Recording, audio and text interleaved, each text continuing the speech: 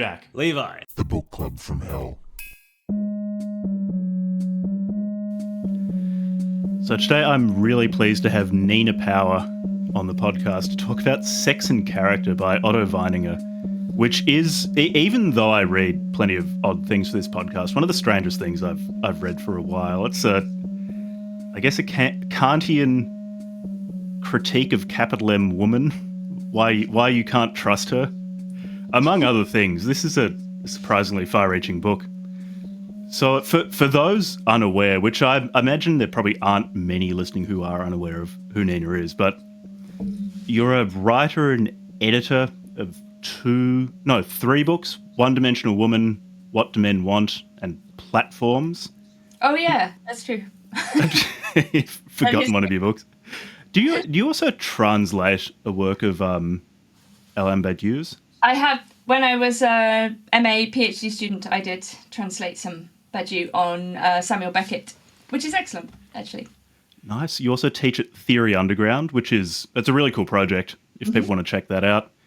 Write for The Spectator, The Telegraph, Courage Media. You've written for The Guardian as well. And a long time ago.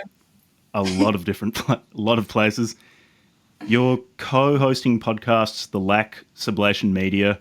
You're a guest on basically every podcast I've listened to. You've spoken at roughly 1 billion conferences, give or take. Is there anything else you're doing? Every time I look, there's more to what you're doing. Well, I don't know. It feels very strange because in reality, I don't feel like I do very much other than sit and drink coffee and look at the birds, but which is really my favourite thing to do, apart from walk around with my camera and document the decline of the UK and write about it in faintly poetic terms on my Substack. So my favourite things to do are actually, predictably, none of the things that actually make me any money.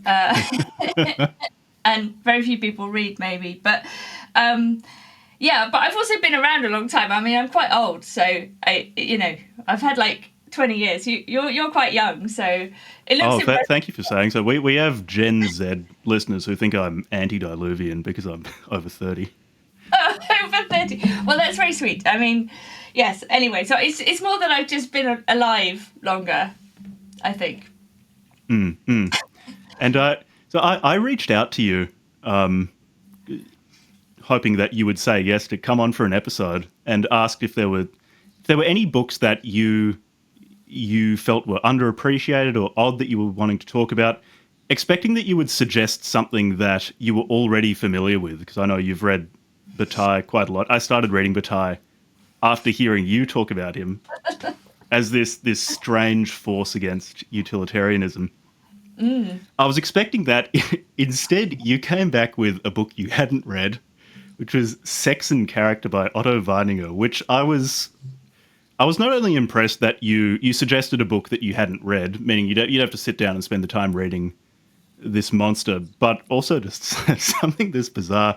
I actually hadn't heard of it, and when I started reading it, I thought, wow, okay, that's I was very impressed. So why was it you suggested this book in particular?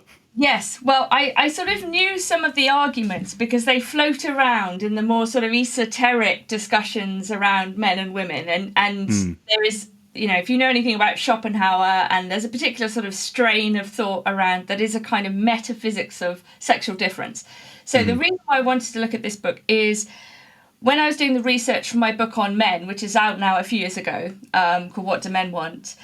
Otto Weininger was someone who came up in some of these more like esoteric discussions. Like he's a kind of very niche figure because I wanted to look at this question of men, obviously, masculinity, but a lot of the book turned out to be ultimately about the relationship between men and women and this question of sexual difference, which in our era has become one of the most contested questions ever, right? Which I think is symptomatic of some deep transitions and some deep moves, some of which I take from the work of Ivan Illich, who's I'm a big fan of, who talks about the sad loss of gender. He means gender in a very weird way, but what he's talking about since the Industrial Revolution is the collapse of the difference between men and women in social and economic spheres. So in a sense, we've all become much more proximate So the mystery of the sexual difference is sort of being eroded economically, socially. Everyone's on the apps. There's a kind of over familiarity. And this is very depressing, actually, to be honest. There's lots of mystery. So the Otto Weininger is, it came up in some discussions I was having. I couldn't work it into the book as it was, so I always wanted to go into it and read it. It's a very long book in translation. It's almost 400 pages.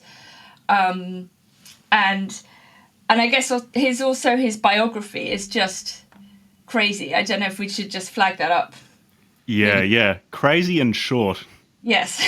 At least temporarily. He was born in 1880 in Vienna and died in 1903. So he died when he was 23. Yeah. And he studied philosophy and psychology at the University of Vienna. And I think he published one work. It might have been his PhD thesis before this, which was, I think, fairly tepidly received. And then he, I think in a matter of months, smashed out Sex and Character, published it in June 1903. It was met with little fanfare. He was expecting a big splash. The main reception really was he was accused of plagiarizing the work On the Physiological Deficiency of Women by Paul Julius Möbius. And then in October of 1903, he booked a room in the house where Beethoven died and shot himself in the chest. And it was upon doing this that Sex and Character gained some notoriety. So Strindberg lauded it. I think Nikolai Berdyaev as well took notice of it. And I think there are a number of copycat suicides and attempted suicides because of the sheer romance of Otto Weininger taking his own life in the house where Beethoven died. So that's what I know of his biography. It was short and odd. I think actually, importantly for this book, he became a Protestant in 1902, so a year before he died, he was born into a Jewish family. And that the relevance of that will become apparent later on, particularly when we talk about the chapter which is just called Judaism. Mm-hmm. Yes. I mean, it's a very strange life. I mean, I guess more broadly, I'm very interested, as many people are, I guess, in sort of extremist texts. And I don't mean texts that necessarily promote extremist ideas, but often texts that are written like the Unabomber Manifesto or various kind of metaphysical attempts to analyze everything, depict everything, that are often written shortly before suicide, like Mitchell Heisman's Suicide Note, which is the longest suicide note in history, for example. He's a young man who shot himself and wrote a whole book about how we don't understand death and so on, and wrote a critique of contemporary society. So I'm kind of quite interested in these types of texts, and I think we can read Weininger's book as a very, very strange and meandering and in part beautiful, in part terrible attempt to come to terms with the reality of sexual difference, his own Jewishness, the kind of problems of contemporary society insofar as he's worried about various forms of emancipation. He talks about female emancipation, also the emancipation of other races, of Jewish people, and so on. What's interesting, I think, in the current moment, or at least in the last few years, and maybe this is why I should have included it in my book, was there's so much discussion which has just been dredged up again by the British state around this idea of the incel, right? Which is clearly being manufactured as a sort of threat and an object group that one is allowed to demonise. And the liberal press, part of the reason I wrote my book was because the liberal press were constantly monstering men, you know, in ways that were like generalising and unfair and untrue and clearly had an ulterior motive. So Weininger, much like Witchfinder General Matthew Hopkins, who was also 23 when he was doing all this witch finding, and I'm not saying that Weininger is remotely similar. I mean, paradoxically, he suggests that his book is one of the kindest things ever written about women. in particular. Yeah. Actually, at the end, this is actually a defense of women, despite the fact that he spends hundreds of pages saying that they have no soul and the ending no is character. magnificent. The ending makes this book.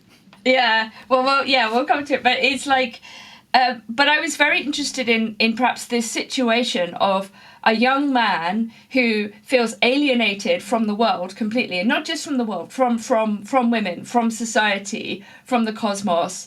And I've written elsewhere about depressive, suicidal black metal and these forms of alienation that are like completely profound. Like it's not just you feel unhappy in your skin or your family. It's like total and utter meaninglessness in front of the void.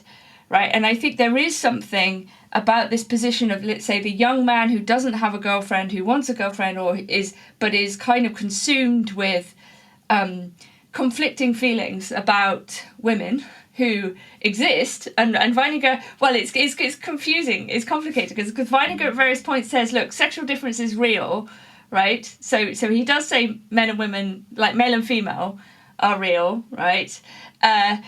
But you can have feminine men and masculine women. Masculine women, he sort of slightly naturalizes short hair as if this is something that people are born with.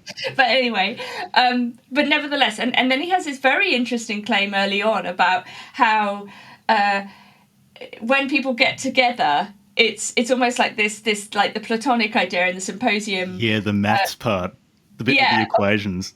Exactly. So he has this formula for sexual attraction, which is to do with the percentages almost of masculinity and femininity in the male and the female, right? So he also has an explanation for homosexuality. So, a feminine man and a masculine man could get together and have the right proportions of the two, and so on. So it's strangely progressive in a very weird way. Like it is and it isn't. Like it doesn't fit easily into our categories of left or right, or progressive or reactionary, or conservative. And this is also what makes it interesting. I'm very interested in characters that don't easily fit our really reductive binaries.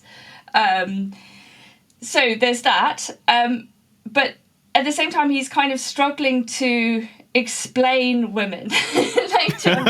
Yeah, I did get the impression while reading this that he probably hadn't interacted with many women. And so we can go over his antipathy towards empirical knowledge.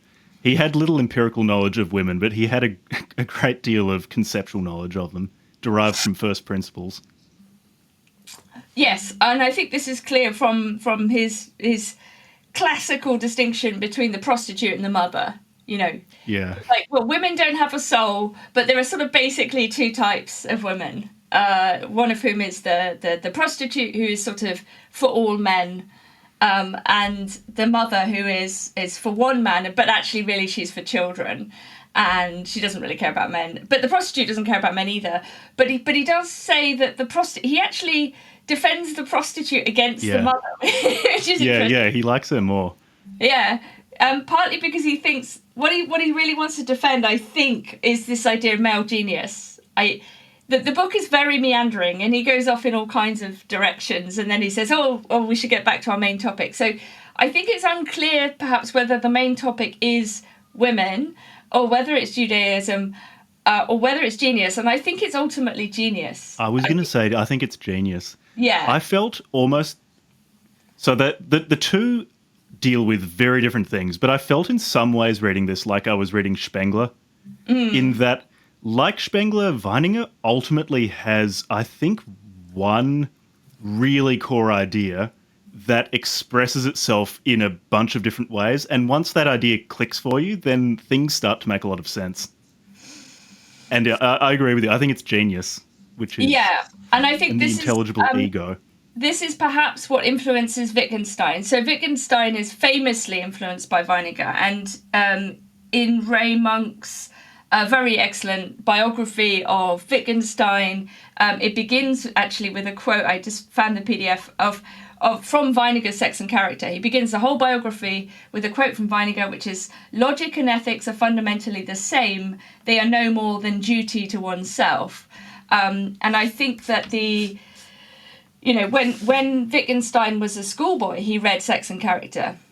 And I think it may also have influenced his feeling about homosexuality, because in a way you can get a defense of it from Weininger, in the sense that, it's to do with this compatibility. Weininger is not saying that it's wrong or immoral or anything like that.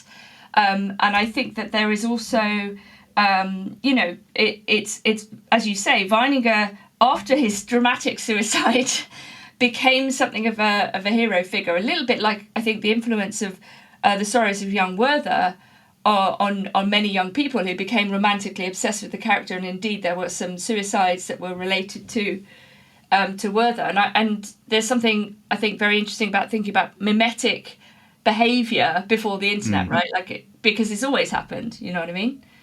Like, people have always been influenced by literature, by music, and so on. And so Weininger, I think, is very popular at the time that Wittgenstein is a schoolboy. So he's kind of in the air. And in any case, there's a sort of cult, right, around Weininger. But yeah, I mean, we should probably get into the meat. Yeah, get into the meat of it. So the book's divided into two sections, unequal. The former's quite a bit shorter than the latter, and the first section, I think he describes as biological, psychological, and it's more empirical. Again, empiricism is practiced by a man who probably didn't talk to many women, so it is kind of odd from that perspective, and that is where you get the relationship maths that I think this book is somewhat infamous for, at least in very, very niche groups. Then the latter part of the book is the philosophical part of the book, as he described it, where he tries to characterize the ideal man and ideal woman. So I think it just a bit about his approach. Yeah. Helps. Yeah, absolutely. So I think, like you say, the first part, he's trying to kind of be quasi-scientific, although he's quite critical of science as such. Like, he thinks that psychology is ultimately philosophy. So there is a kind of idealism there. But nevertheless, I mean, I've got some great quotes. I just want to read this very strange quote. I know several men who have the upper part of the thigh of a female with a normally male underpart, and some with the right hip of a male and the left of a female. In most cases, these local variations of the sexual character affect both sides of the body, although, of course, it is only in ideal bodies that there is complete symmetry about the middle line. So this idea of the composite nature of male and female in relation to masculine and feminine is sort of played out in this really brute idea of male and female body parts, if you like. He makes this sort of strangely sort of superficially progressive idea that there is intermediate conditions between male and female, right? So that he's almost arguing that kind of gender is a spectrum.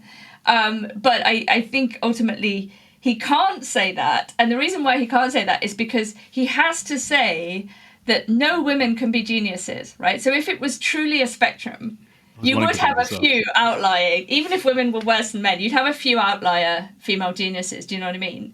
But he can't say that. So he ultimately has to say, no, but ultimately there are only two sexes, and the female and the male are very different, and, women are just sort of without souls, and perhaps they're a little bit closer to plants and animals. Well, even without existence. Without existence. I mean, this is very interesting from a Lacanian point of view. Let's have a look at the without existence. So he says, he's finally answered the question. This is towards the end of the book. He says, I'm now ready to answer the question, which I put forward as the chief object of this portion of my book. The question as to the significance of the male and female in the universe. Women have no existence and no essence. They are not. They are nothing. Mankind occurs as male or female, as something or nothing.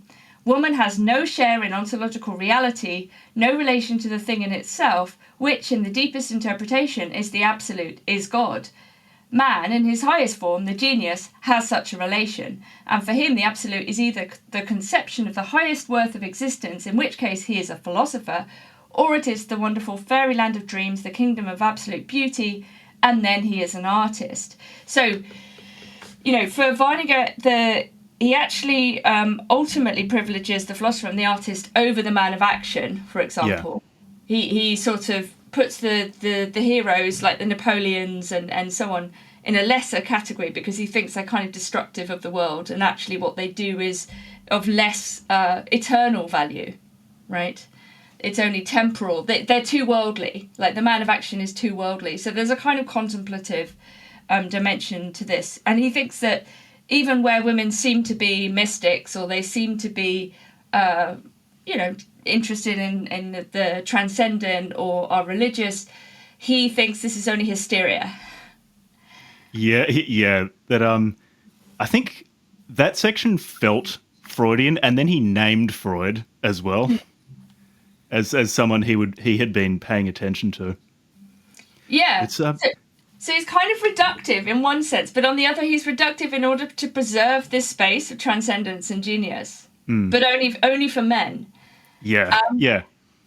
Yeah, and I suppose one of the other reasons I really wanted to kind of talk about this book is because so many of these arguments, if you read discussions online about men and women, right, and let's say on the dissident right, there are all kinds of claims being made all the time about what women are like, what men are like, from both sides, that have something of this quality of Weininger's book.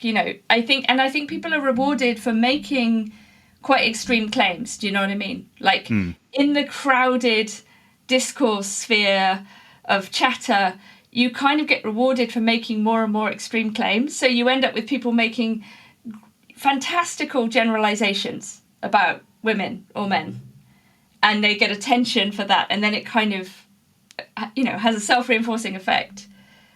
Whereas I think for most people in reality, if you're in a relationship or a family or you're friends with members of the opposite sex, it's much more complicated. You know what I mean? Yeah. That normally, well, at least we try to save criticism for the end of the episode, but basically any criticism I have always boils down to it's more complicated in reality. Well, yes, but okay, but let's take seriously what Weininger's saying. I mean, this is another thing I'm very pro. Like, I think as thinking beings, as speculative creatures, it is sort of incumbent on us actually to consider ideas that even ones that kind of appall us, right? Not to embrace them, but to understand them better, also to improve our own criticism of them and to come to terms with what we ourselves think, right? Because what we think changes all the time. We don't have fixed ideas. We might have fixed ideas about certain things. We might come to certain conclusions, say, for example, I think that sexual difference is real and important, and everything that I have thought reinforces that view ultimately. But I have considered all of the alternatives, seriously and thoroughly over years. I've read positions that oppose that position and so on. Do you know what I mean? And I think we all do this. We come to certain positions, we might change our minds. We are influenced by what we read, but not to the extent that we sort of become the text. And that's why I like the idea for your podcast, because, you're not saying, oh, we should read difficult books or controversial things and then we will sort of become those books, Like, it's not to defend them, it's to consider them.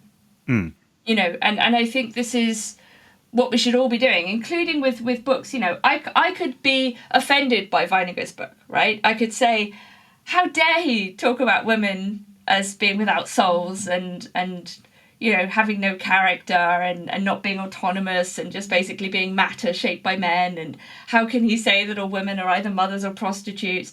But it's much more interesting to consider whether what he's saying is true, right? It doesn't mean that I think it's true, but it means that I take his worldview seriously enough to turn it over, right? In our hands, in our minds. Yeah. So tell me what else you were struck by in this book. Well, I was wanting to bring up actually something that relates to basically everything you said. There's a structure that repeats itself throughout the book of basically he'll set up two ideals that don't exist in empirical reality, but he talks about them as if they do very much have some sort of existence, but it's a noumenal existence. Like it exists beyond something that we can sense with the exception of geniuses who have a sufficiently developed ego. So, for example, what you were saying about everyone being some sort of intermediate form of sex or sexuality, he says in the biological part of the book that every human body is made up of male and female plasmas. I think the male is arenaplasm and female is theoplasm. There's probably some sort of etymology to those words that makes them more meaningful, but I don't know it. And he says basically these aren't uniformly distributed in your body. To what you were saying earlier about him saying, yeah, I know someone with a really masculine right hip, but their other hip is not quite as masculine. These plasmas are distributed heterogeneously in bodies, and he says, therefore, external genitalia this isn't a good indication of whether someone is male or female, because maybe they've got a lot of arenaplasm in that area, and therefore they'll have a penis. But what if their brain has a lot of theoplasm, and then they've got a more feminine brain? And he does this all over the place, and he'll go from this to, in the second part of the book, trying to establish what the ideal man and ideal woman is, and then placing people on a spectrum between these points. And then, bearing this in mind, it sets up that problem you said he runs into, because he also really wants men to have this... The defining aspect of men in this book, I think, really is that they have genius. And what's genius? It's plenty of things. So say genius is this heightened memory that allows someone to recall in, I guess, as it approaches perfection, all points of their life in significant detail and the feelings of that. But he says because of this, because remembering something is an act of will, well then anterior to this fantastic memory of genius is a fantastic will.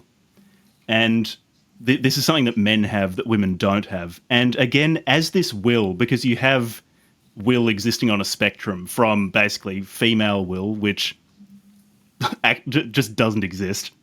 In the perfect woman, she is a will-less creature, just completely passive and shaped by everything around her, all the way up to the perfect will, which is... This just felt so incredibly German. It's just a microcosm of the universe. And as a man approaches the perfect ideal of the will, of the intelligible will, he partakes more and more in that microcosm and becomes the microcosm and has all things within himself and can understand all people by just basically simulating them within his soul. All things by simulating them within his soul.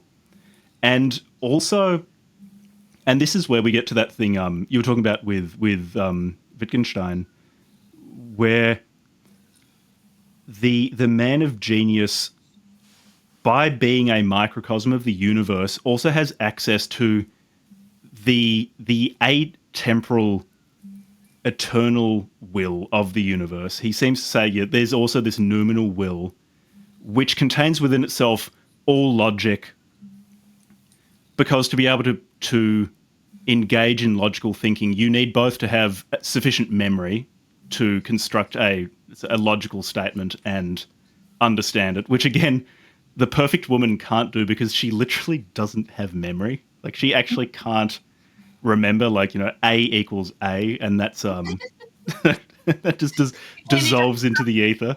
A pen and paper either. She can't. Yeah. There's no causality, no logic, nothing. But also a ethics as well is predicated upon approaching this perfect noumenal will. And he says that logic and ethics are ultimately, I think, not only approaching each other, but I think he says that these are it's the same thing. Like, it's actually just an expression of the same atemporal, unchanging world that's projecting itself onto our world of sensations. Yeah, I And mean, hence that quote, sorry, just to repeat from the Raymond, go why ahead. logic and ethics are fundamentally the same. They are no more than duty to oneself, right? So Yeah. that to call the biography the duty of genius vis-a-vis Wittgenstein is to say Wittgenstein understood through Weininger's text that he had a duty to his own genius, right? Carry on. Yeah, so this is a roundabout way of saying I think this is basically the central thing in his book. This idea that there is this atemporal ideal will, which is, I don't even think it's the will of the universe. I just think it is the universe. It's just everything, and the atemporal inner logic of everything. And as a genius becomes more genius, and this is the actual genius, because again, everything existing on spectra between two ideals. In actuality, you never achieve perfect genius. And he does say at various times in your life, you will have more or less genius. But genius is ultimately approaching this ideal that contains everything in it. And from this, he derives just a bunch of stuff. There are so many ways we can go. Because, there's his admittedly kind of fucked up relationship maths, because I'm pretty sure he thought that dividing by 0 equals infinity, which it doesn't. It's undefined. I was trying for a really long time to work out. He's got these equations for listeners, trying to describe basically how attracted a man and a woman will be to each other. Yeah. Or bodies with various components of maleness and femaleness. And he makes a statement about, it hits infinity when basically the denominator of this equation equals 0. And I'd looked at that for so long before thinking, no, actually, I don't think I'm getting this wrong. I think he just got the maths wrong. I think the idea might be something like a true match, and women are matchmakers for Weininger as well. But, Oh, yeah. But is so that the 0, like to approach 0 is also to approach love, and love is infinite, right? It's something like this. I mean, it's actually quite poetic. Maybe like I might just be being too autistic about it. It's like approaching 0, I agree with, but it being 0, I don't agree with.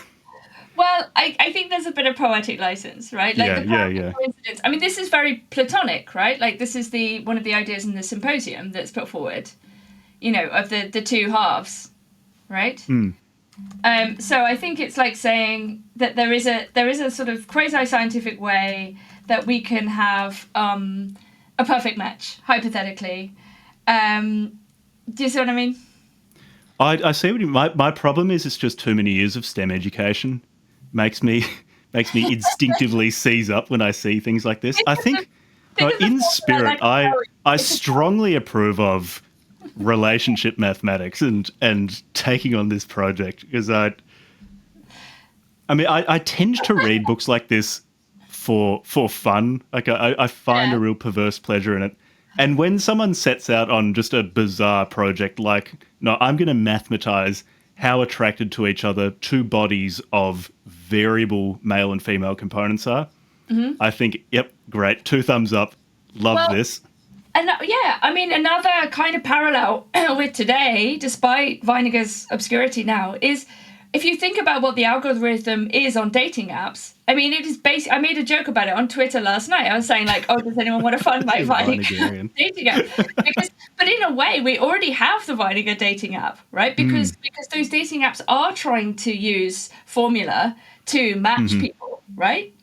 So he kind of is correct that this is in a way what we do, and I think people have made this point in terms of like assortative mating and so on, and he quotes Goethe elective affinities, which is a sort of literary chemical attempt to think about how we're attracted. If you think about magnetism, like I think there's been this whole history of trying to use scientific or quasi-scientific methods and formula to, and if you think of something like The Game, I mean, if you read Neil Strauss's original pickup artist manual, it's a very funny book. I mean, it's also a book about him and his failures and how silly the thing is. But there is a sense, and this got made into a whole science, really, a whole kind of marketing category and thing, like, oh, that there is a logic to game, you know, that if you learn these tricks, if you say these things, if you run these scripts, you will, you know, get a woman, right? It becomes a bit of a question whether you want a woman just for a one-night stand or whether you're actually looking for a wife, and at which point would you then come clean about the fact that you've been using game on this woman, which is always a bit of a struggle within that whole worldview. And I think that maps on maybe to the kind of prostitute mother dichotomy that Weininger sees. And I think this is also a struggle that young men in particular sometimes have, which is, how can I reconcile my pure love for my mother, or my mother's pure love for me, with the sexual feelings I have for women, right? Like, it's a difficult thing to cope with for some men. Or for all men, maybe, but to greater or lesser degrees. Like, how do you reconcile the Madonna whore thing? And he's actually very angry with artists who have celebrated the idea of the Madonna, right? Yeah. He has this whole bit where he's furious with male artists who've painted the female nude and have tried to sort of create a pure ideal form of female beauty. He says it doesn't exist. It's always an admixture of lust and form. But you're right that I think the absolutist tendency, when he talks about the absolute woman, the absolute man, right? These are like Platonic categories in the end, you know, and the idea that man is one and woman is zero, like, these are approaching pure forms of men and female, right? Like, these are cosmic principles, we have to say. And I'm very interested always in these, where people really defend the dualism of sexual difference and therefore the cosmos, right? It's like, do men and women live in different worlds, ultimately? I think is a very interesting question. Like, to live one's entire life as a man or as a woman is fascinating. Like, how do we understand each other? Like, can I see the world from your point of view? Can you see it from mine? For Weininger, I think he enters into a sympathy, but the moment it gets too close and he worries that he's a feminine man, just as he worries about his Jewishness, right? I mean, he converts to Christianity, as you said, shortly before his death. He nevertheless commits suicide. He says really quite terrible things about being Jewish. He compares it to being feminine, amongst other things. Oh, and more. This is the absolute negation. Right, but in a way, it's like the woman and the Jew are kind of risks or terrible things that one must not fall into. And I think there's this great bit where he talks about the abyss, which I thought was great, because I'm very interested in like I say, the cosmic alienation. Like, what does it mean to feel alienated from other people, the world, meaning? So there's this bit where he says, nothing is so despicable as a man become female, and such a person will be regarded as the supreme criminal, even by himself. And so also is to be explained the deepest fear of man, the fear of the woman, which is the fear of unconsciousness, the alluring abyss of annihilation. Which is very beautiful. It's very beautiful. The male fear of femaleness. I mean, this is classic. You know, this is a deep fear, I think. This fear of losing time, losing order, the loss of structure, the entering into a kind of pre-conscious or unconscious state, no longer being able to be in command. I mean, to go back to the genius point, like, as you said very well, the genius is the man, always a man, only a man, who can channel every position. You know, the spirit of the age. We have a very reduced concept of the genius in everyday talk these days, where we think the genius is like a solitary individual or someone who's good at something, or do you know what I mean? But really, it's not. The genius is the man who can channel every every kind of flow, everything that flows through the era, every character type, every personality, every perspective. And in this sense, Weininger is very Schopenhauerian, very Nietzschean. The perspectivalism of the genius, he is the one who can basically command without falling into the trap of becoming any of those positions. The genius is also, for Weininger, prone to depression also. And the genius always likes the prostitute as well. I wonder how much of that was his own propensity towards depression. And like, I don't know what his sex life was, but if he was also predisposed towards liking the prostitute more than the mother. Sure. It's very hard to read this and not try to psychologize Weininger as well, because it reads as he tries to write it in something of an impersonal way, but you can really feel him coming through the page. Oh, I totally agree. I mean, if you wanted to do a kind of psychoanalytic reading, there are all kinds of sentences and passages that stand out. You know, I myself am like, it's one way of reading a text, but I don't want to reduce a text to the psychology of its author. So, but it's a kind of speculative interpretation, right? So there's one footnote that stood out to me in this regard. I'm just going to read it, where he's talking about the sexual encounter, and he's talking about a female passivity, right? So that the universal passivity of woman's nature, and in a footnote he says, the quiescent, inactive, large egg cells are sought out by the mobile, active, and slender spermatozoa. And it's just something very beautiful about his description of like the biological processes, but it's like the slender spermatozoa. It's something very strange about that, I think. Anyway, yes.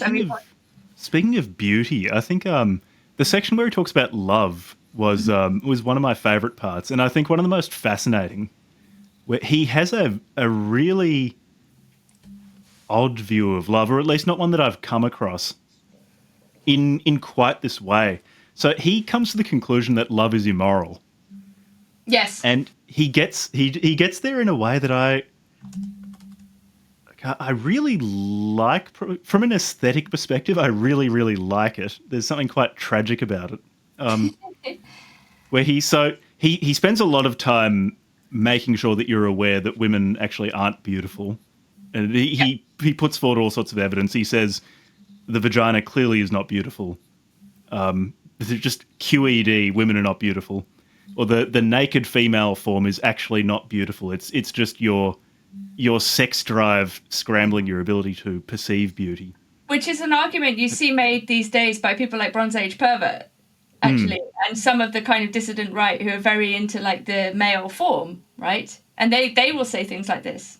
Yeah, and like if you're gay, you're probably not interested in vaginas, but well, you're actually kind of appalled by them, to be honest. But disgusted, even. Yeah. But he what he says is basically, so he sets up, you've got the higher and the lower world. We just mentioned Bronze Age pervert. This is not the Baptist higher and lower world. But he says you've got the higher world, the world of genius. It's almost this Platonic world, and it's projecting itself. And the lower world of sensation is just a projection from the higher world. And men are moral insofar as they are orienting towards this higher world, immoral insofar as they're orienting away from it. And in orienting away from it, they experience a lack. They feel there's some sort of emptiness that is the absence of the higher world. And what they do is they project this absence, they project the characteristics that they feel they are lacking onto something which is sufficiently passive, which fortunately enough is woman, capital W, woman. And the further they are from the higher world and the more immersed in the lower world they are, the more they're going to be projecting onto this woman. And he says that projection is love. And the more disconnected you are from what you truly should be, the more you love and the more you idolize. He calls it a sham, a sham of the ideal. And I felt there was something very poetic and tragic about that. The more disconnected from what you should be, the more deeply you love. Yes. I mean, he has this great line at one point where he simply says, love is murder. Love is murder. And it's very interesting. It's in the context of saying, precisely as you say, like this attempt to project everything onto the woman in a way destroys her because she's unable to bear the weight of this projection. So it's almost like love is woman murder in that sense. Yeah, and then it's also because in a very Kantian way, he says that, and actually this is where also it gets a bit confused. He says because every actual person is a mix of male and female, even women have some maleness in them, some existence, and because you should never treat a person as a means to an end, you should always treat them as an end in themselves. Love is just treating them as a means towards trying to fulfill your lack. Therefore it's immoral. You should be treating that. I'm not sure whether it's the entire person, masculine and feminine included, or just the masculinity within an individual as a means to an end. But either way, you shouldn't love them in this way. It's either No. way, it's immoral. I mean, this is a problem in Kant, or a question, let's say, because, I mean, he solves it by the marriage contract. You know, he says that the only way in which you're allowed to instrumentalize the other, like as in treat someone as a means to an end rather than an end in themselves, is if you both agree to it willingly. I think this is, where we get the idea of the contract. It's like we can have a contract for all kinds of things. The marriage would be the obvious one, and Kant sort of puts it in a very blunt way. It's like the mutual contracting out of one's genitals for, a duration of time or something. I mean, it's very unromantic. But yes, there is this deep romantic point in Weininger, like saying it's almost like you shouldn't sully a woman, but then a woman is nothing other than sexuality, right? He also depicts a woman as only sexual. Right, there's a quote sort of early on about, before we get to the woman is nothing, he says that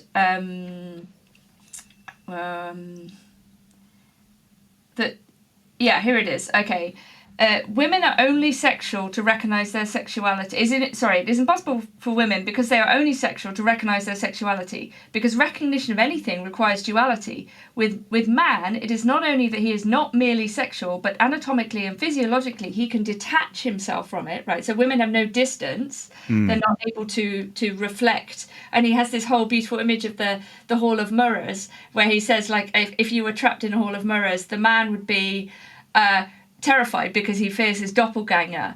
But he says no woman has ever feared a doppelganger, and in fact she'd love to be in a room full of mirrors. Like, this would be like a female fantasy. And I was thinking about that in relation to Zoom, like the era of Zoom, where everyone like is constantly looking at themselves. Like, it's a very narcissistic, feminine age in Weininger's sense. Anyway, this detachment. But he says that is why he, the man, has the power to enter into whatever sexual relations he desires, right? So he's not bothered by them. If he likes, he can limit or increase such relations. He can refuse or assent to them. He can play the part of a Don Juan or a monk. He can assume which he will. To put it bluntly, man possesses sexual organs. Her sexual organs possess woman. So in his prostitute-mother dichotomy, the mother, despite being chaste, but despite perhaps waiting as a virgin until such time as she is married, it nevertheless is deeply sexual for Weininger, because she wants to have a child, and how do you have a child? It's through sex, right? And the prostitute is by definition somebody who is sexually available in principle to all men, right? So the woman is sex for Weininger. Yeah. The man is distant or indifferent or can have any relation to sex. It doesn't matter, because it's not him. He's not reducible to his to the phallus. But he does say, almost like the worst man is better than the best woman, or something like this, right? Like, but at various other points, and this is the interesting twist in Weininger. There are times where, particularly towards the end, he is just as brutal towards men, and he says, oh, this book wouldn't really be complete if I was just completely one-sided. I've gone on and on about women and how awful they are and how they have no souls. But he then says things like, a woman is never so stupid as a man can be, for example, which is interesting. Right? Yeah, and that it also comes up when he talks about races as well. I think it gets back to genius. So this idea that because men, and because Aryan men particularly, when he's talking about races, have this connection to the intelligible ego, or to this ultimate platonic ego, which is a microcosm, which is everything. The monad. They can access the most base evil as well as the greatest good. Whereas if you're disconnected from that, it's not even that you're immoral. Morality is actually not relevant to your behavior. He says that women are non-moral, Yeah. basically, at various points. That's right, because like it's like the character or the soul or the ego, and he has a beautiful defense of the soul actually, is monadic, right? It's what makes you you, but the genius is the you who is everyone. It's the universal ego in a way. I mean, he says,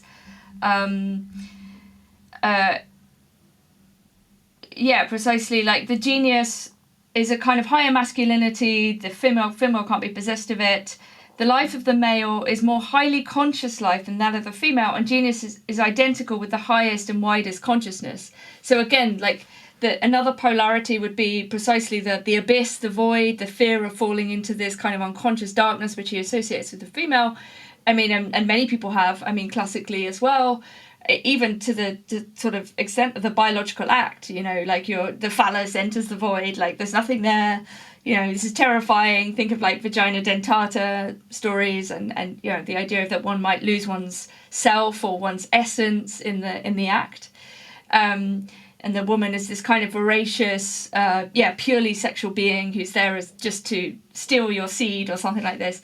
But it's a sort of, the higher universality, right? And his, as you say, like the ideal, the universally conscious maleness, as he puts it. But it's the solitariness of it. Like there's something extremely lonely about the genius, right? The genius is lonely, I think, and has to be.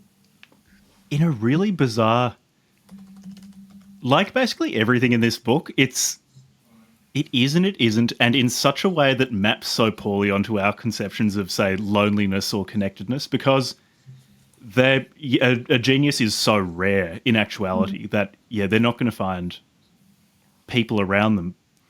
But at the same time, because of that, of how their will approaches that of the ideal will, they contain everything within themselves. So they're also in some way self-sufficient, and you would expect that with geniuses throughout history, as they all approach this ideal, they all actually become more and more and more similar.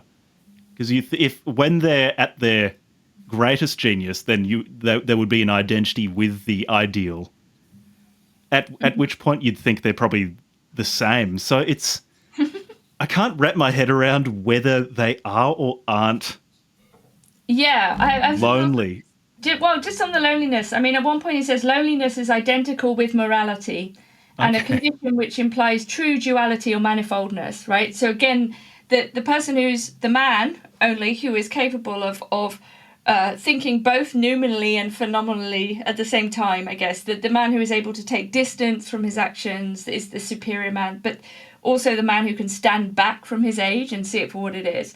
The problem with the genius, apart from his perhaps inherent loneliness and isolation and depression, is always the same, which is how do people who are not geniuses recognize you, right? What differentiates the genius from a madman? I mean, this would come up in the case of Kanye West, for example, right? Kanye West is a genius in a very strict sense, right? He's channeling the spirit of the age, but to many people, he's a madman. Yeah, you know man, I mean? I heard a section of his Heil Hitler song. Right. And was like, I actually can't believe this exists. Like, this is a thing. Right. Think about the reaction to James Joyce's Ulysses. I mean, even avant-garde writers at that time, many of whom couldn't deal with what Joyce was doing, right? Now, culturally, we recognise the significance of great artists and great thinkers and great literary figures, great philosophers, but often in their time, as Nietzsche says, they are ignored and hated, actually. Do you know what I mean?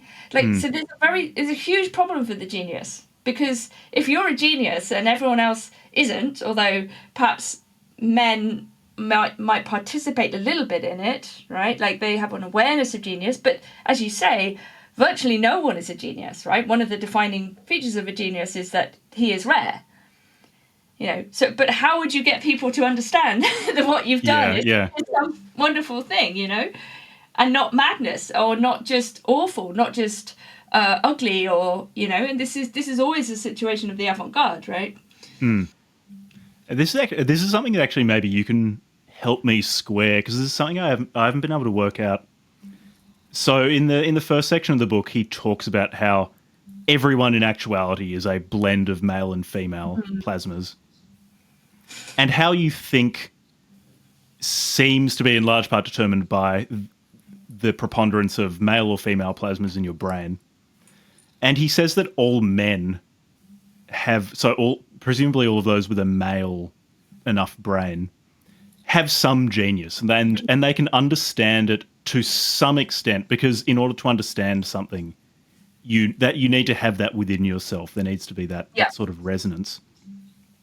But then he also, at times he'll say that ideal woman can't understand genius, and then at other times he'll say, no, just women flat out can't understand it. But presumably all of those women will have some maleness within themselves too, that I would have expected would also be able to have some understanding of genius, even if there were a tiny bit of it in their brain. And this is where I think there's a real tension between the, I guess, more empirical parts of his book, and then the parts that I found the most interesting, which is where he just goes straight off into the idealism of man and woman. How did you interpret that? Did you think existing women can understand genius, or not, within the context of Weininger? I think he would say that the masculine woman, or the masculine part of women, exists through emulation, leaving aside the biological claims, which are refutable, right, by our contemporary scientific understanding, right? There are male and female, we have chromosomes. Like he's talking about a kind of worldview which is not, which is a different scientific worldview from ours, right? Yeah. Wherein the biological edge cases are much narrower. Yes, I mean, and all disorders of sexual development are either disorders of male and female. Like, I mean, unfortunately, for whatever we want to say about gender fluidity, you know, actually one of the truest things you can say about human beings is that they are male or female, right? We may not want that to be true, but, you know, science often tells us things that we don't want to be true, you know what I mean? So, and I'm not, you know, a science absolutist, right? And I don't think Weininger is either. I mean, clearly he's critical of science as an endeavour. He wants there to be this other philosophical or psychological philosophical way of understanding things. This is why he defends the soul. He doesn't want the human character or being to be reduced in an empiricist way, as you said, to like a bundle of sensations in the Humean sense, or, you know, we're more than that. Well, men are more than that.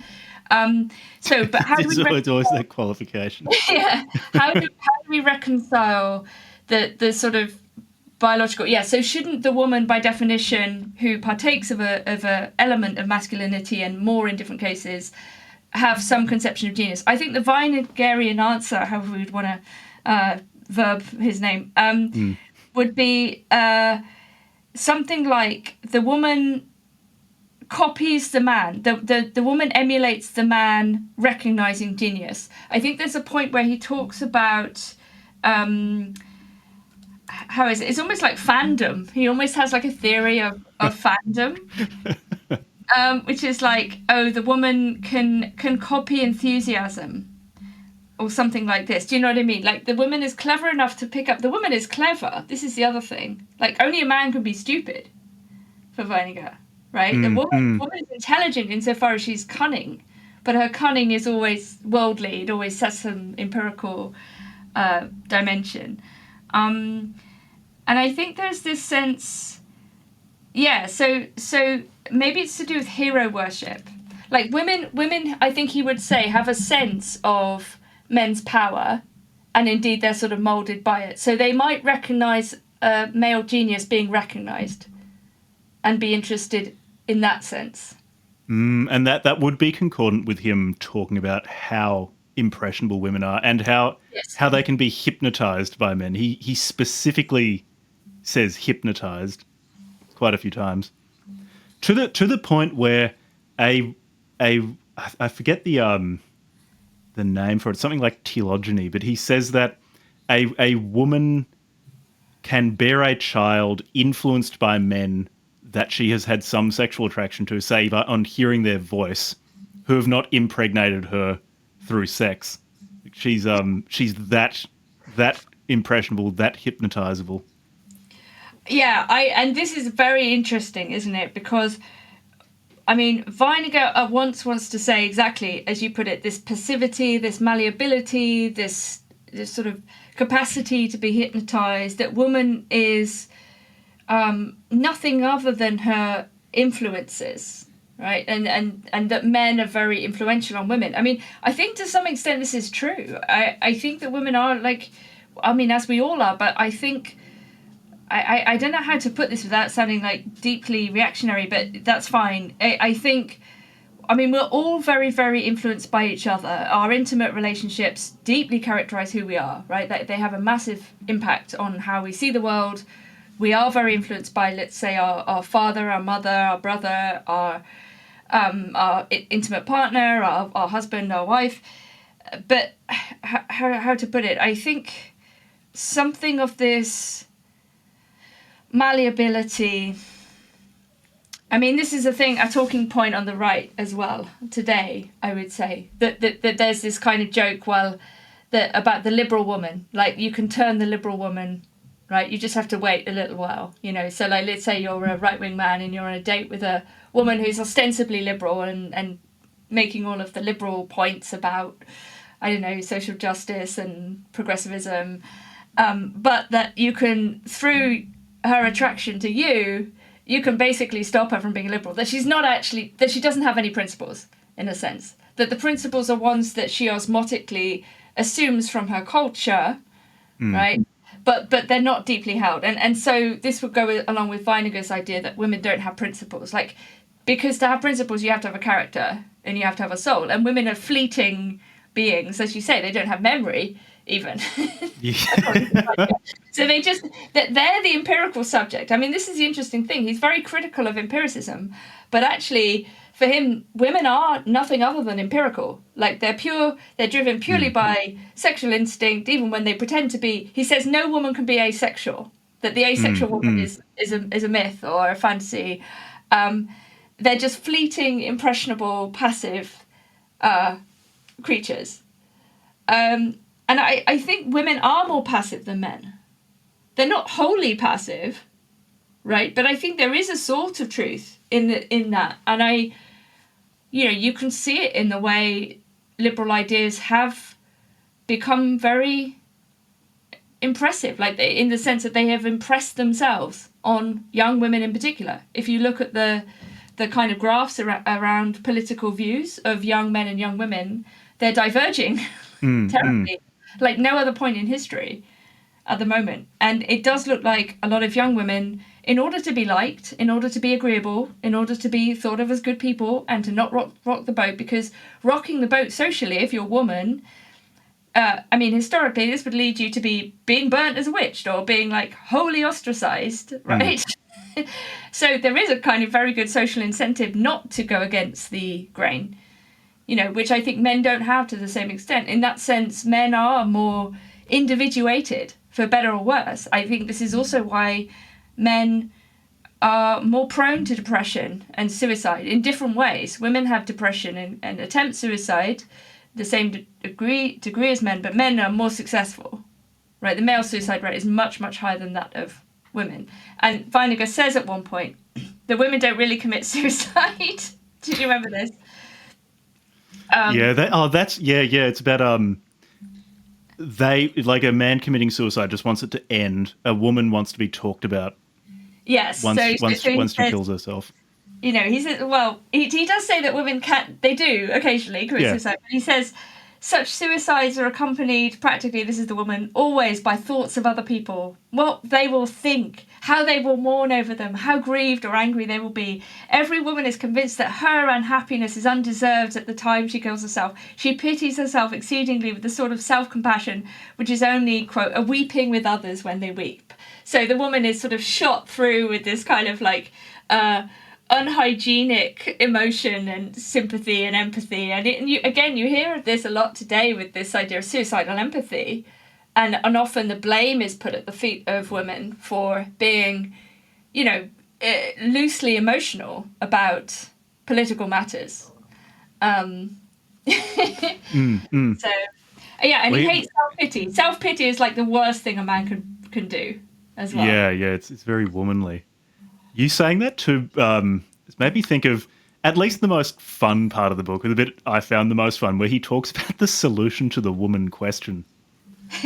Yeah. Which really, it was kind of the nail in the coffin the final piece of the puzzle to make me really think so much of this book is his projection of a terror of sex and a terror of love, where he said the solution to the woman question is basically just celibacy for everyone to stop having sex. And the way he gets there, though, is the particularly special bit, because woman is absolute negation. She has no existence in and of herself. She's only given existence by man. And he says woman is man's sin. That's right.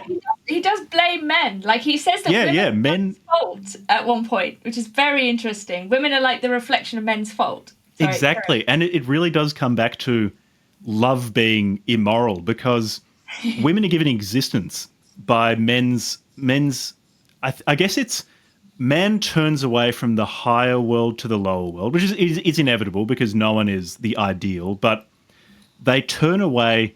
They feel the lack of that perfection. And then I think it's sexuality basically points towards woman, capital W woman, as the object upon which to project your desired perfection that you lack.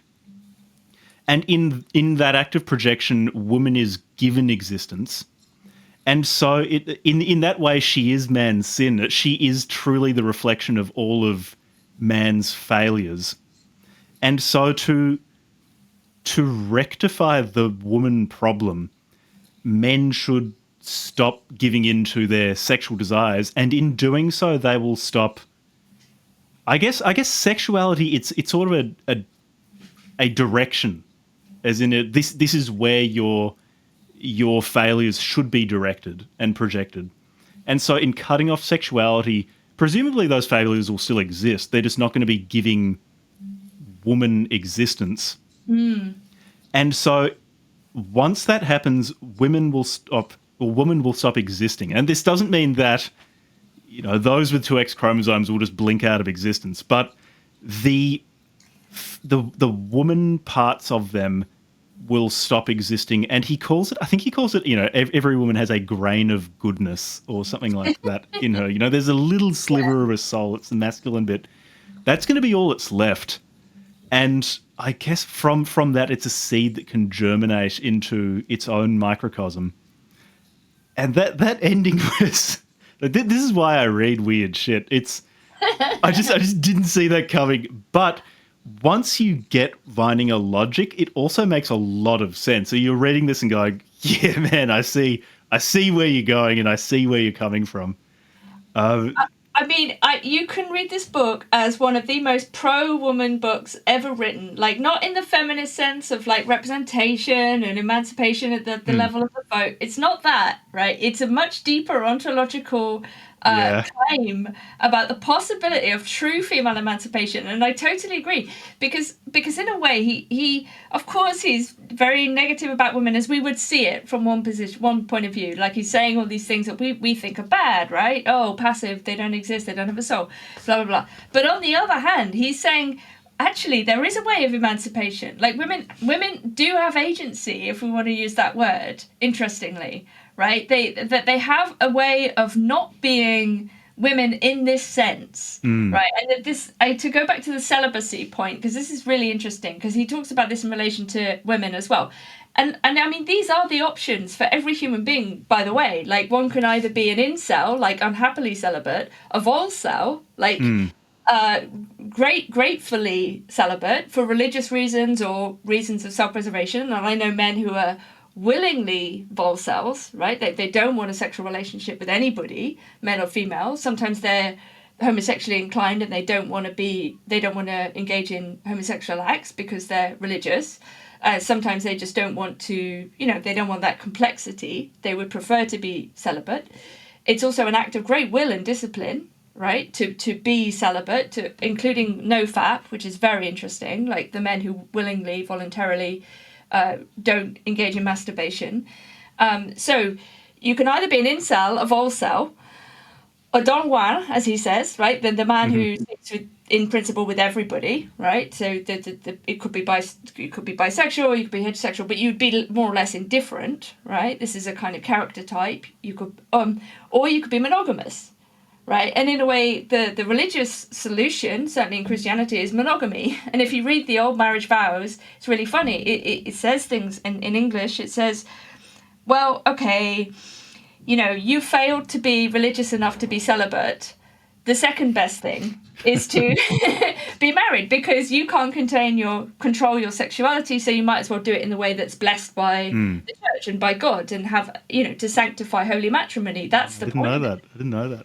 Right, and it's fascinating because it clearly recognises that the superior position is celibacy. What this means for the future of humanity is an entirely separate question. But just on this point about the celibate woman, right? Because remember that Weininger says that all women are basically sex, right? There is no asexual woman. Nevertheless, towards the end of Sex and Character, he says, a woman who had really given up her sexual self, who wished to be at peace, would be no longer woman, in inverted commas.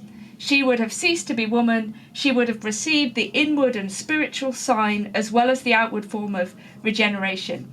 Can such a thing be? There is no absolute woman, but even so, to say yes to the above question is like giving one's assent to a miracle. Right? It's not impossible, but it is extremely unlikely. Yeah. But there is a hope.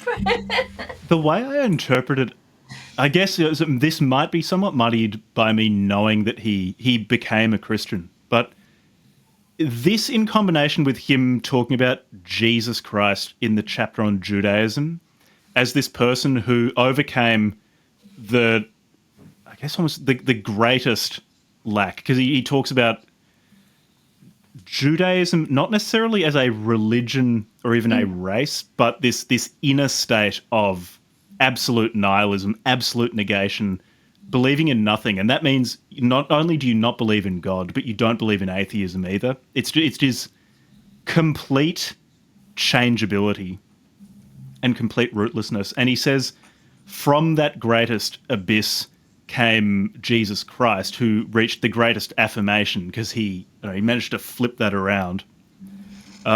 So having read that, I interpreted the bit you just read out as him almost saying, well, God is real, there can be a miracle, and this might be God's miracle, because he also says that he actually addresses what would happen to the species with blanket celibacy. Is he says, yeah, the physical body dies.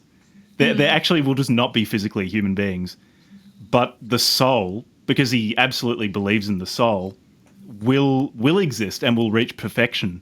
So I think he actually did physically envisage what would happen.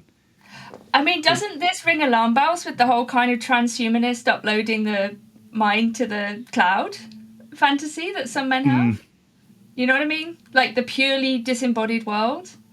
Oh, I mean, a lot of that Silicon Valley stuff feels very millenarian. Right, but this quest for immortality. I mean, again, Weininger says women don't have it, right? Women are like somehow content to be finite. They don't have, they don't participate in eternity in the same way as men do. And but if you think about this quest for immortality, you do see it, right, in a lot of some of these kind of tech bro ideas. Like, I want to live forever. I'm so great. I'm such a genius. I'm so wonderful. We just need to design the tech, right? We need to be able to upload. And this is very Weinigerian. I think this text is like enormously influential in a very secret way. Certainly, Yeah. it's very clear to me that a lot of men on the dissident right have read this book carefully, and they agree with it. It's hard to, so there are just a bunch of things you said that I want to go into. with the Silicon Valley quest for immortality, I wonder whether, in a Weinigerian sense, it's masculine or feminine, because he says women don't want to die bodily, and so they, you know, presumably, if a woman had the ability to indefinitely extend her life, many would, because they simply don't want to die. You know, the idea of the pictures stopping is terrifying. But what a man thinks of when he thinks of immortality is becoming one with the universe, or containing everything within oneself as a microcosm in an atemporal sense, rather than continuing temporally indefinitely. And I wonder with Silicon Valley, how many of them, it's like, you know, Brian Johnson, does he want to achieve that atemporal union with the Godhead? Or does he just want to continue dressing like a Nickelodeon character forever into the future? Well, there is a big difference, as Jonathan Swift makes clear in Gulliver's Travels, between wanting to live forever in the sense of aging forever, like he has these people who just keep getting older and older and life is just horrific, and eternal youth, right? And people often confuse living forever, which is aging forever, with wanting to stay young, which is a sort of Peter Pan idea. You know what I mean? And those two are very different things, right? So the Brian Johnson fantasy, I suppose, is that he can stay young forever, ever, through these technologies of rejuvenation. He will be able to remain forever young and thus extend his lifespan. You know, I mean, even in the 90s, I remember there was this big trend, I guess, for Walt Disney did this and others, for cryogenically freezing your body, your brain, or your body, whatever you could afford, until such time as the technology would arrive. So it's a deep human thing, but it's very, very interesting, I think, on the question of abstraction. Like, for Weininger, men are able to deal with abstractions like universality, eternity, the soul, immortality, whereas, like he says at certain points, you know, women are sisters of the flowers and are in close relationship with the animals. I mean, I personally find this incredibly cute and beautiful. And I do intuitively think that there is a way in which women are closer to nature in its empirical form, right? For whatever reason. I know that this is also a sexist thing that men say about women, but I also happen to think it's true in a positive sense. I think that this goes back to the cosmic alienation point. Women cannot feel as cosmically alienated from everything as men can, for whatever reason. I think women will, even in the most depressed, melancholic, sad, split away from others, feel a connection to nature. I mean, this is a very controversial thing to say, but the problem is, I think a lot of women are now cyborgs in the sense that they're on the contraceptive pill. They are disembodied to the extent that they're basically a bit more like men. You know, everybody's more or less the same kind of person. You know, that the sexual difference is what is eliminated by reproductive technology, so that you have women who are basically unable to get pregnant and work instead. You know, that they can become just like men in that sense. And I actually think this is a really bad idea. I think there are all kinds of unintended consequences from cutting yourself off from your own biological reality. Do you know what I mean? Like psychologically, physiologically, spiritually even. And I think a lot of women are now realizing that. I think a lot of women have turned away from the pill in particular, because they can see how it is destructive of an essential integrity. Yeah, I mean, that you basically brought up what my first thought in response to you talking about, you know, why women are often seen as less prone to abstraction, closer to biology than men is. I mean, this is on my mind because I'm a new father. Congratulations! Well, thank you. That's It's why I just haven't fucking slept for months. So like observing my wife through pregnancy, childbirth, and then like having a new baby, it's easy to live in abstraction until there's this sudden and irresistible intrusion of the biological. Your body changes, it starts to grow in you. During childbirth, the like contractions happen whether you want them to or not. Like it happens to you. Her breastfeeding, the fact that the child expresses a clear preference when she wants to be comforted. There's this intrusion of the biological with pregnancy and childbirth, which no abstraction has a chance against. Like, there's just no way anything abstract can possibly stand up to that. And that's something that men are cut off from. Like, it's, no matter how hard I try, I can't get pregnant. Like, I'm not able to encounter that really primordial organic aspect of Would you say you feel empathy with your wife, though? Can you imagine what it is like for her, or to a degree at least? Maybe in a very masculine way of looking for an analogy. So say injury, it's a very imperfect analogy, but it's, say, when my body is just not doing something that I have control over, or illness, when something is imposed on my body and my body is basically functioning in a way that my conscious mind can't control as it can during health.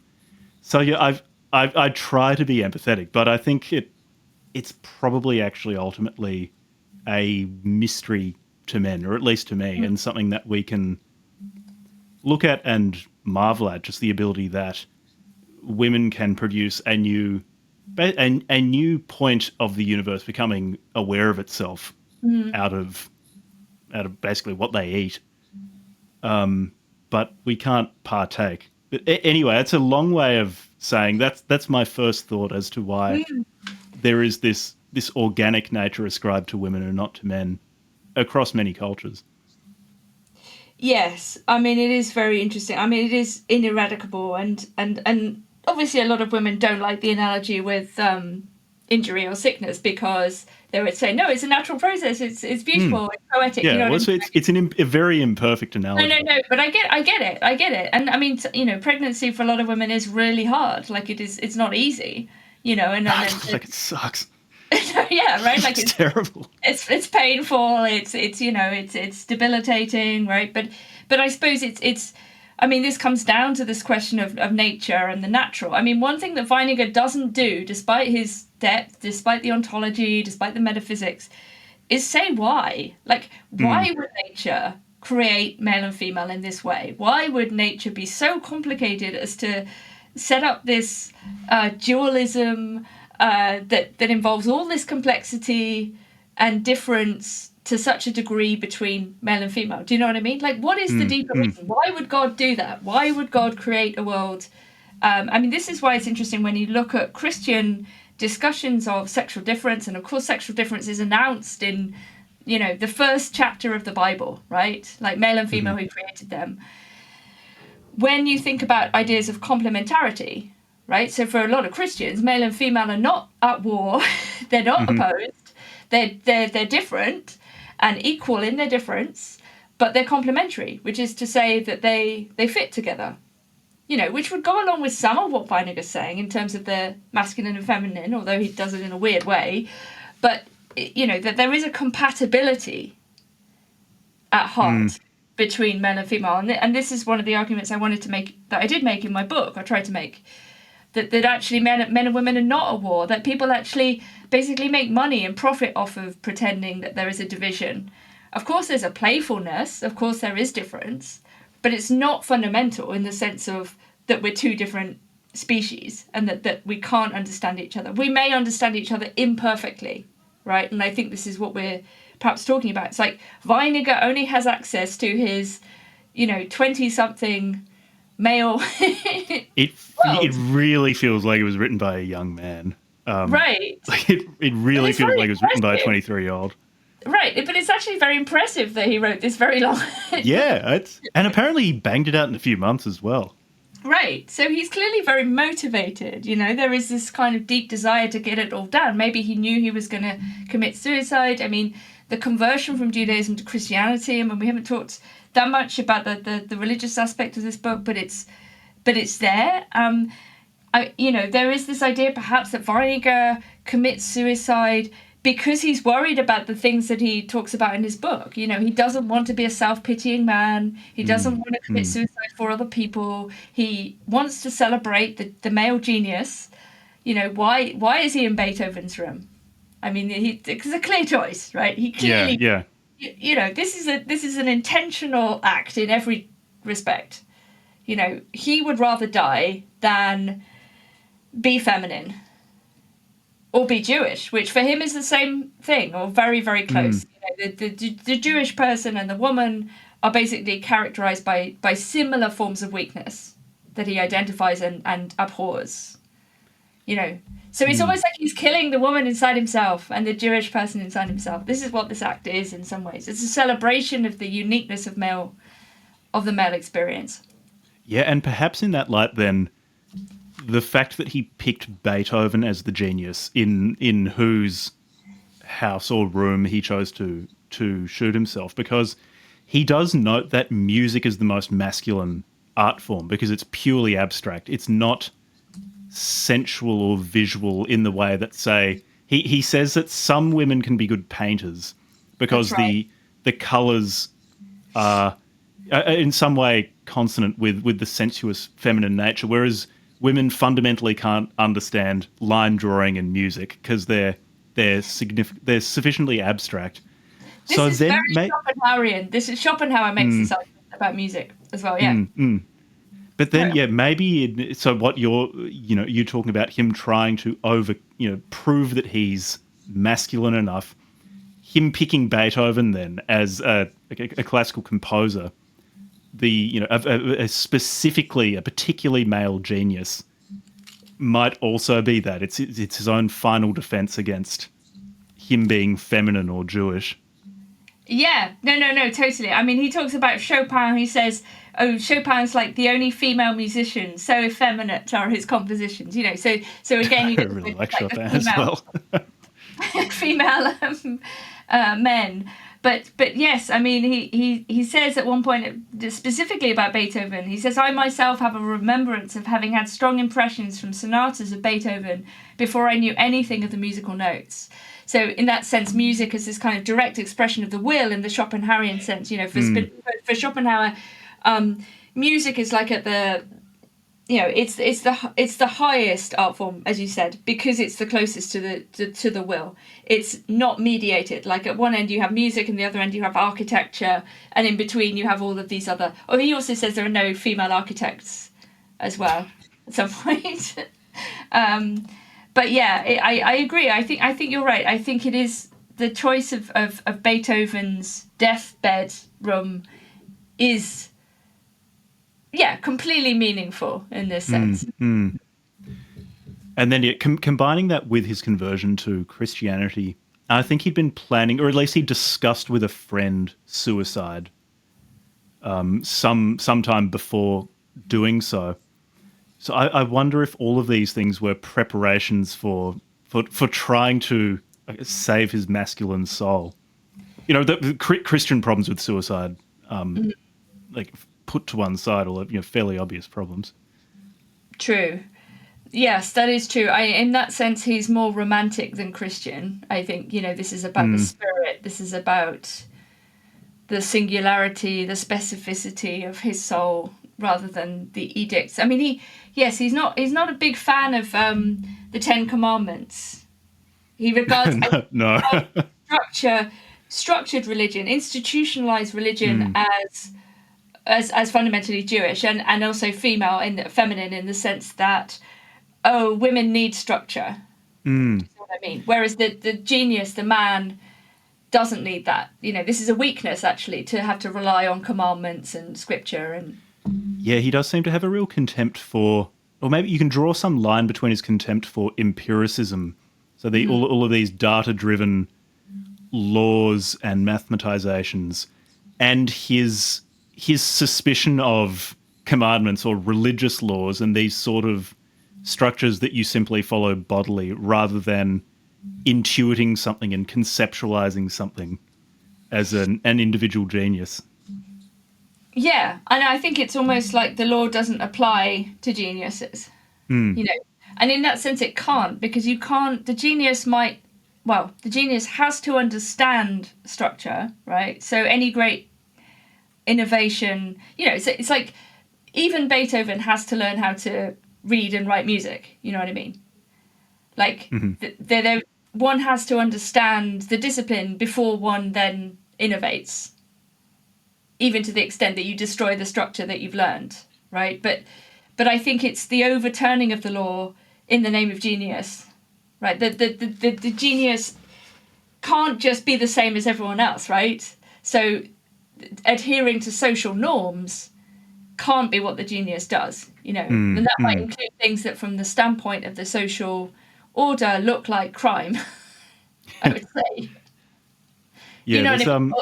Or that are abnormal in a bad sense from the standpoint of the social context.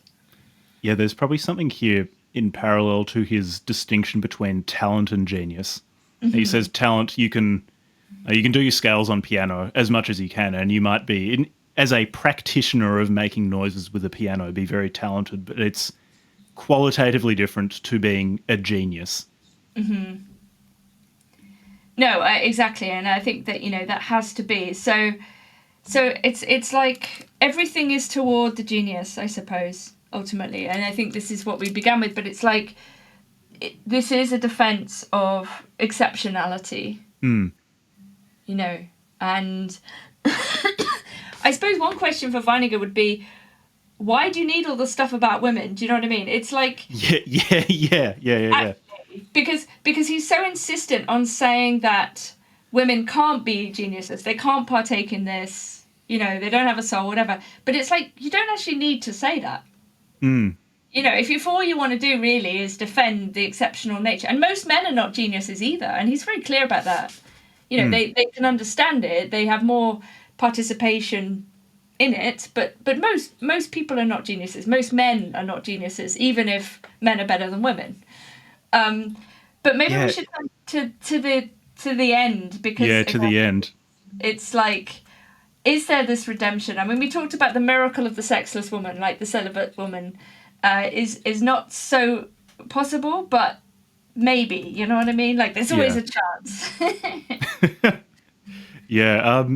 I mean, I guess in conclusion, I really like what you said earlier about, you know, do you need the stuff about women? And I think the book is moving in at least two directions, which, you know, they're not vectors 180 degrees to each other, but they're not pointing in exactly the same direction. So on one hand, you've got him talking about genius, and I think that's the most interesting part of the book, by quite a long way.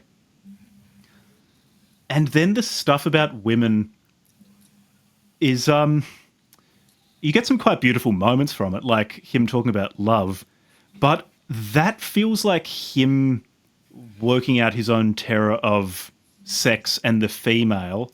Yeah. And this is happening alongside him explicating a theory of what genius is. And the two sometimes synergize and sometimes confuse each other. So me asking you earlier how you would put together the heterogeneous distribution of plasmas in the body and women just not being able to understand genius.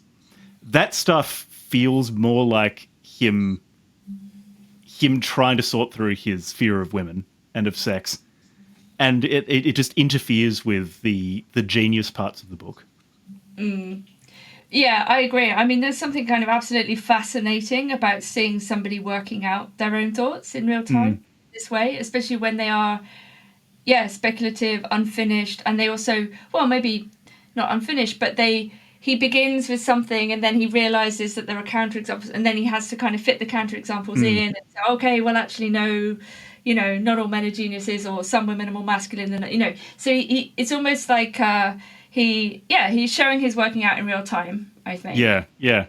Which is like fascinating to watch, because he says something, he asserts something, and then he realizes that there's like a counterexample. Okay, how do I fit this counterexample in my but I think the very, very beautiful end of the book, and it's interesting that he doesn't finish with genius, he finishes with the woman question.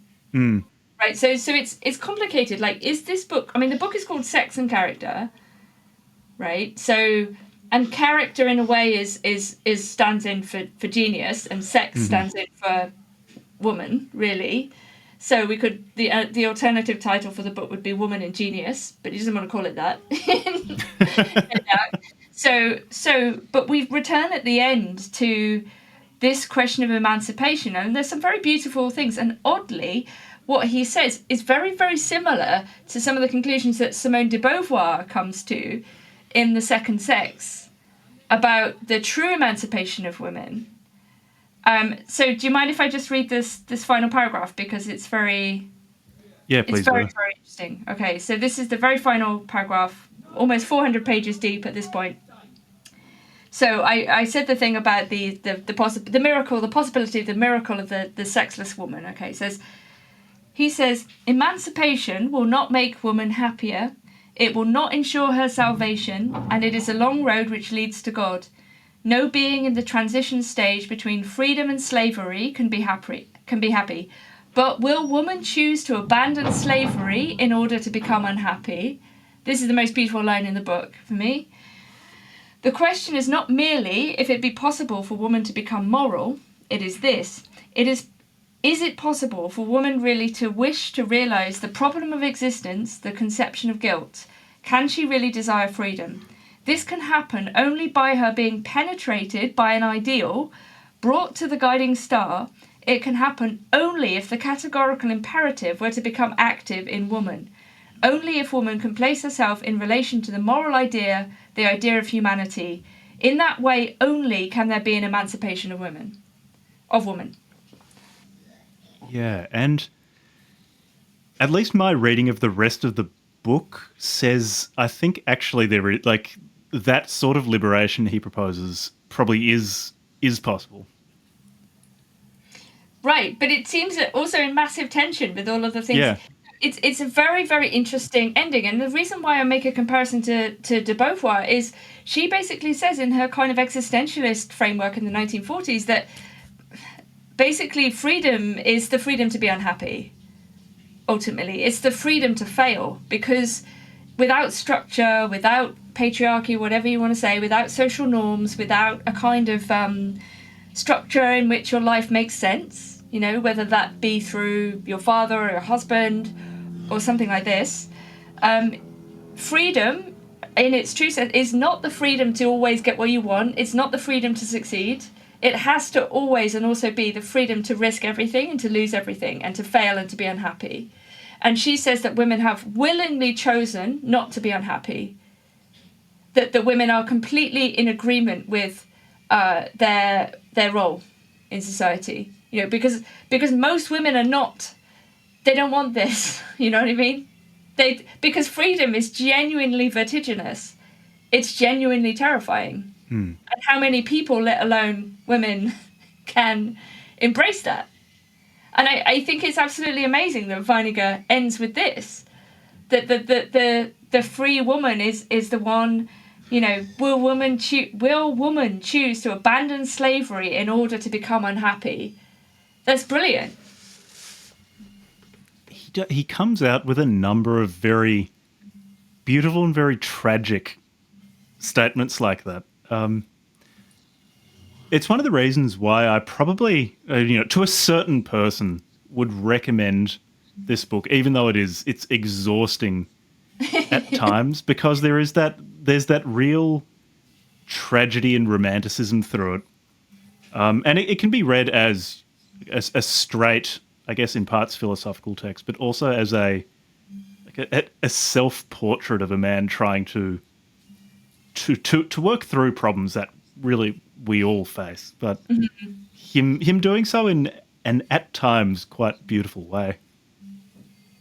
No, I totally agree. I think anyone who's interested in current discussions around masculinity, femininity, the relationship between men and women, and these discussions take up an enormous amount of people's time and concern, whether they're looking for a partner or husband or wife, or just wanting to make statements about men and women. You know, we see so much of this online. You know, it's just a perennial, and of course it is, it's a perennial curiosity, fascination, you know, that so much of recent discussion and thought has been around these same questions. You know, what are men? What are women? Are these words floating signifiers? What does it mean to be a man? What does it mean to want to be in a relation with another man or a woman? Like, we're never going to get over this. You know what I mean? We're like totally trapped. There's dualism. Yeah. And Weininger just has this amazing perspective on it. I think even to be able to think in dual terms, I mean, the dualism he proposes, very Schopenhauerian, even to begin to think like that is a step upwards for him, you know, to be able to see, like, the true genius, if you think about it, will be able to channel the woman too, you know, because the perspectival person will be able to empathize. And in a way, he ultimately says, men shouldn't be cruel to women. Like, if you understand what women are, you shouldn't be mean to them. You know what I mean? And he's quite explicit about that. He says the genius contains woman. Yeah. Yeah. But also, like, what's the point? Like, it's kind of, it would be weak to, like, hate on women. You know what I mean? Like, hatred is a weakness in that sense. And I think this is close to something Nietzsche would say about hatred, that hatred is always ultimately like a mark of a kind of resentment and a weakness. Therefore, you know, the true perspectival separate man, the man who can see over everything, will not be bothered in that way. You know what I mean? Like, you would accept to some degree the reality of sexual difference, the reality of different types of people. You wouldn't be offended by it. You would embrace it in some way. From a distance, of course. From a height, let's say. From a height. In a bizarre way. From a height, but also it is indissolubly already part of you because of your expansive soul. Like with everything in Weininger, the more you look at it, the more convoluted and odd it becomes. I recommend reading it. I think it's a transformative experience, not because you will agree with him necessarily, or whatever that would even mean, because it contains multitudes, but because it really is a serious and very strange attempt to channel some of these deep questions, you know, that we all have, and deep intuitions and deep thoughts. And I don't know, reintroduces us to the question of sexual difference. Even if you can't answer the why question, you know, why are there men and women? Why are we not just, I don't know, clones, let's say? Yeah. Or angels, you know, why are we not, well, we're neither animals, nor angels, nor clones. We're something else. You know? Yeah. Really odd book. Thank you for recommending this one, and thank you for coming on. It's this is the sort of thing that, without the podcast, I probably would not have read. So I wasn't even aware of this one. But having mentioned that that we were going to do an episode on it, I did have a number of people write in and say, like, "Oh, you're still doing the Weininger episode." So I think there is interest in it. Or just curious. People curious, I think, about hearing what's in it, because like a number of these books, it's pretty hard work getting through it. I mean, it's 400 pages of. I mean, even calling it weirdo philosophy doesn't quite do justice to what it is. I mean, weirdo philosophy combined with an extended dark night of the soul for just this young Viennese guy.